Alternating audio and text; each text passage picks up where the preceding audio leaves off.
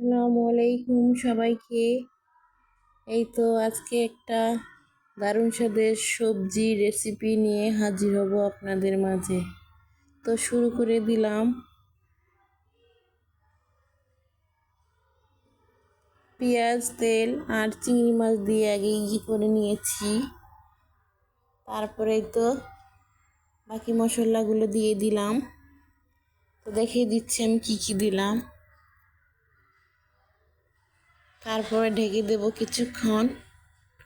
ঢাকনা তুলে এখন সিদ্ধ হয়ে গেছে, এখন উল্টাই দিব।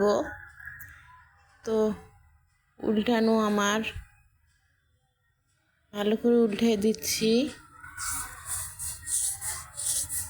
উল্টানো শেষ। এর সঙ্গে অনেক সবজি আমি মিক্স করেছি আজকে, বেগুন, শিম, আলু এবং মূলা। আরও একটা সবজি আমি এর সঙ্গে দিয়ে দিব। তো এটা একটু সিদ্ধ হলেই ওই সবজিটা আমি দিয়ে দেব। তাই তো আমার হয়ে গেছে, এখন একটু ঢেকে দেব।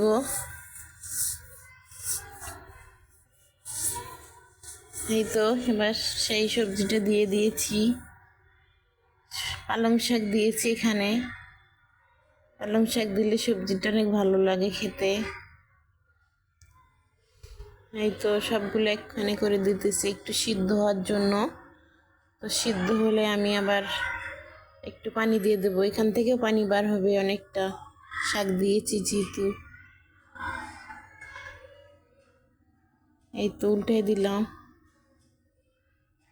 উল্টে দেওয়া হয়ে গেছে, আরেকবার ঢেকে দিব। পানিটা বার হবে এখন।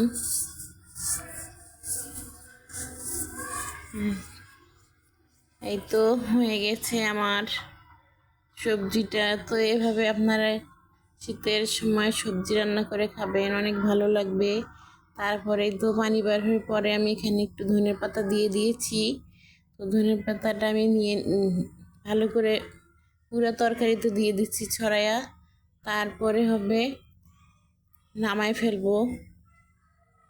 ধনে পাতা দিয়ে নামিয়ে ফেলে একটু ঝোল ঝোল থাকবে তরকারিটা, তাই খেতে ভালো লাগবে। অত ঝোলও থাকবে না, মানে পরিমাণ মতোই থাকবে।